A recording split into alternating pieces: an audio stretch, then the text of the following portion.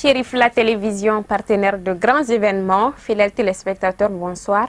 Bienvenue dans cette édition.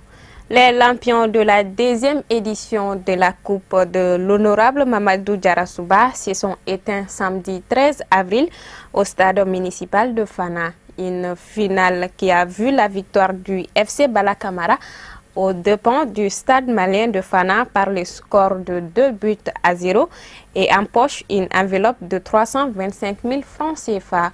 Envoyé spéciaux à Fana, Amadou Kamara, Ibrahim Koulibaly. Cette deuxième édition de la Coupe de l'Honorable Mahamadou Djarasouba a été un moment de joie, de cohésion et d'entente entre les fils du territoire, car c'est l'esprit fair play qui a prévalu tout au long de la rencontre. Ce soir, on a assisté aussi à la finale de la Coupe deuxième édition, la Coupe de Mamadou Sow, aujourd'hui qui était le directeur régional de transport, aujourd'hui qui est à l'entrepôt de la Guinée. Donc, il m'a fait le parrain de l'événement. Vous vous êtes rendu compte que le sport est un facteur de rassemblement. Le sport est un facteur de cohésion et le sport est un facteur d'unité. Les deux équipes qui étaient des fans ont bien mouillé le maillot et le spectacle était là. Donc moi je pense que en tout cas cette initiative va être encouragée. Nous sommes à la deuxième édition. Nous souhaiterons vivement que la prochaine fois aussi nous soyons là.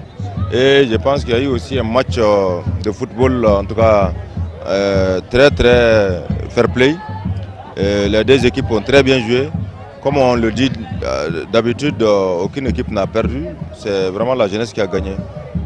Plusieurs invités de marque, dont les membres du gouvernement et les honorables députés à l'Assemblée nationale, ont rehaussé l'éclat de la cérémonie par leur présence massive et n'ont pas caché leur immense joie. Nous sommes venus honorer notre présence à la finale de la deuxième édition de la Coupe Mamadou Djarasouba. Une compétition sportive qui réunit des centaines de jeunes pendant un mois où des jeunes s'affrontent, qui donnent l'occasion aux jeunes également de faire découvrir des talents immenses cachés sous eux. Voilà pourquoi, en tant que ministre de la Jeunesse et de la Construction citoyenne, nous avons tenu à être présents pour d'abord remercier Mamadou Djarasouba, l'honorable député, pour cette belle initiative qui participe de l'épanouissement de la jeunesse, qui participe de la promotion de la jeunesse et qui est également un facteur d'insertion sociale de la jeunesse. Vous savez, c'est le football, c'est vrai, mais accompagner toujours un camarade, un ami, c'est un plaisir pour moi de le faire. Donc lorsque j'ai été invité pour la Coupe de l'Honorable Djarasouba, tout de suite j'étais engagée parce que c'est un camarade engagé pour la cause commune. Et la cause commune, on se mettra toujours ensemble pour l'atteindre. Nous sommes venus soutenir les initiateurs de cette manifestation, qui sont essentiellement M. Sow et Djarasouba.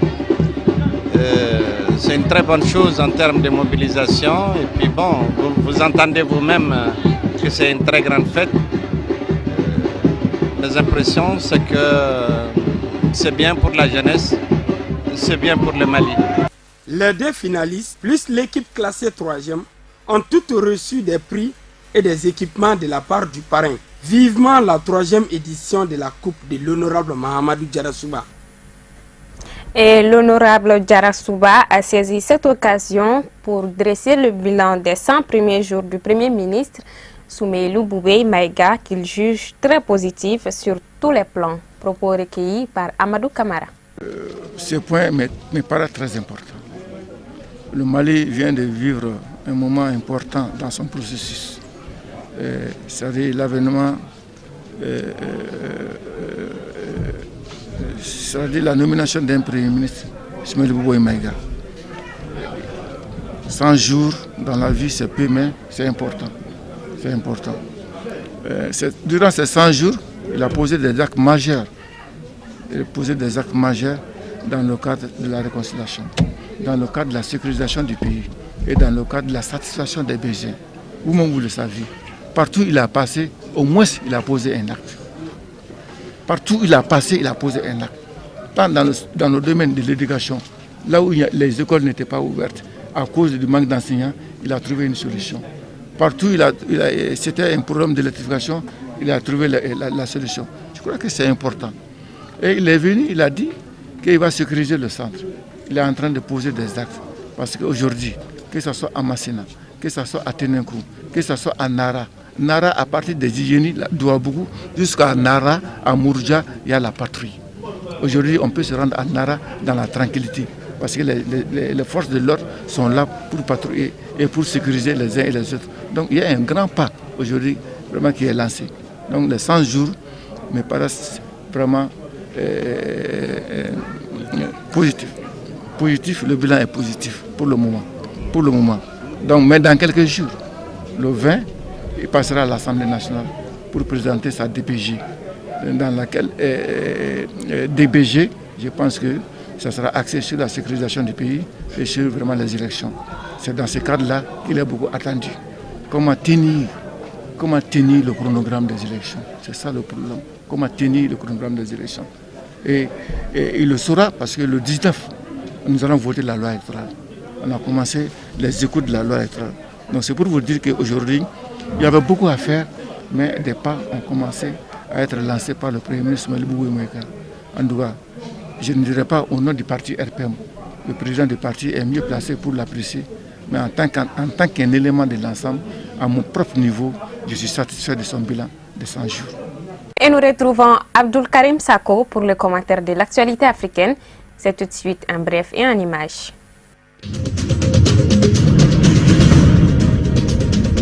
Plus d'une semaine après l'hospitalisation du général libyen Khalifa Haftar à Paris, rien n'est filtré sur son état de santé, ce qui donne de sérieux soucis à son entourage et aux pays étrangers qui le soutiennent. Des sources estiment que des tractations se font en toute discrétion dans les coulisses pour assurer la succession de Khalifa Haftar afin d'essayer d'éviter une possible escalade à l'est du pays en cas de confirmation de sa disparition. Le maréchal faisait confiance à très peu de personnes autour de lui. Dans le cercle rapproché, il y a d'abord ses propres enfants, Khalid et Saddam, tous deux officiers et chacun à la tête d'un régiment de l'armée nationale libyenne dirigé par leur père.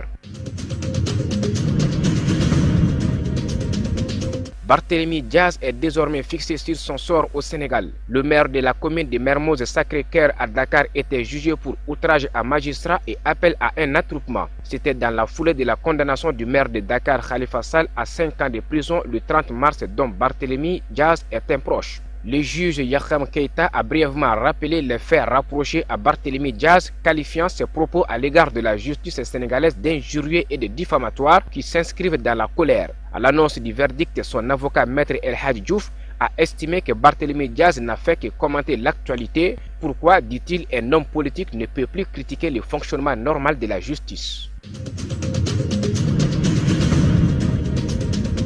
Au Burundi, il ne reste qu'un mois avant le référendum du 17 mai, fortement critiqué par l'opposition. Celui-ci doit entériner une révision de la loi fondamentale qui devrait permettre au président Pierre Nkurunziza de rester au pouvoir jusqu'en 2034. Officiellement, tout le monde se prépare et attend le début d'une campagne électorale de 2 semaines qui doit commencer le 1er mai et s'achever 48 heures avant le scrutin. L'opposition burundaise, quant à elle, est contre une révision de la Constitution. Cela signerait, selon elle, l'enterrement de l'accord de paix d'Arusha qui a ouvert la voie à la fin d'une décennie de guerre civile au Burundi. Ceux en exil sont sur une ligne dure et appellent notamment la population à boycotter le référendum du 17 mai. Ils dénoncent une parodie de consultation du peuple. 4 années après leur enlèvement par Boko Haram, le sort d'une centaine de lycéennes de Chibok reste incertain au Nigeria où, selon certaines sources, des dizaines d'entre elles sont mortes en captivité. La polémique a démarré peu après les prières pour leur libération lorsqu'un journaliste nigérian ayant participé à des négociations avec le groupe djihadiste a affirmé qu'une poignée de 112 filles encore retenues par Boko Haram étaient toujours en vie. Les parents des lycéennes restées en captivité n'ont cessé de réclamer la vérité sur ce qui était arrivé à leurs enfants. Page noire de cette édition, le Mali a perdu un grand homme. Mamoutou Traoré dit Bankono, géomètre de sa fonction, a rendu l'âme dans la nuit du dimanche 15 avril à son domicile à Bamako. Les obsèques ont eu lieu dans sa ville natale à Tamani.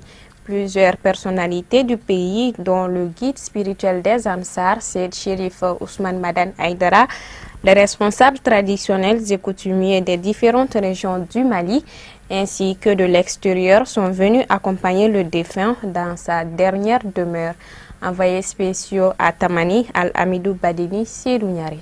Inna lillahi wa inna ilayhi raji'un. Allah a donné et Allah a arraché de l'affection des siens Mamoutou Traoré, communément appelé Baonon, une perte d'un homme à la générosité sans borne, un homme qui a tant œuvré pour le bonheur des populations en général et en particulier pour le progrès et la consolidation du tissu social de sa ville natale, Tamani. Les qualités de l'homme ne laissent pas indifférents ses connaissances, amis et collègues attristés par sa mort. Vraiment, c'est indéniable. Mamoudou Traoré est quelqu'un qui est sympathique. Il est très bien avec tous les travailleurs. Vraiment, il nous a beaucoup aidés au sein du travail, dans le cadre du travail. Vraiment, c'est sans reproche. Et socialement, quand quelqu'un a un problème, tu le dis seulement, il te règle. Même moi, j'ai l'habitude de demander 33 parcelles au cercle de Kati. C'est Mamoudou qui m'a aidé à avoir ces 33 parcelles pour les travailleurs de l'Institut du Mali. Vraiment, l'homme que nous venons de perdre, vraiment, il est irremplaçable pour nous. Vraiment, que Dieu l'accueille son âme au paradis. Vraiment, au nom de tous les travailleurs, nous nous disons merci. La tristesse de sa disparition n'épargne pas la fédération des Ansar. Selon le guide spirituel, c'est un frère qui s'en est allé. Certes, il n'était pas Ansar, mais aura beaucoup contribué pour la promotion de la fédération et pour l'avancement de l'islam. Le corps du défunt a été couvert avec le drapeau de la fédération des Ansar en guise de reconnaissance. À 56 ans, Mamoutou Traoré dort désormais au cimetière de Tamani. Le défunt laisse derrière lui 2 épouses, 5 fils et 5 filles. Lecture du Saint-Coran et bénédiction était au menu pour implorer la miséricorde du bon Dieu en sa faveur. Que son âme repose en paix. Fin de cette édition. Merci de l'avoir suivi. Excellente suite de programme sur Chérif la télévision.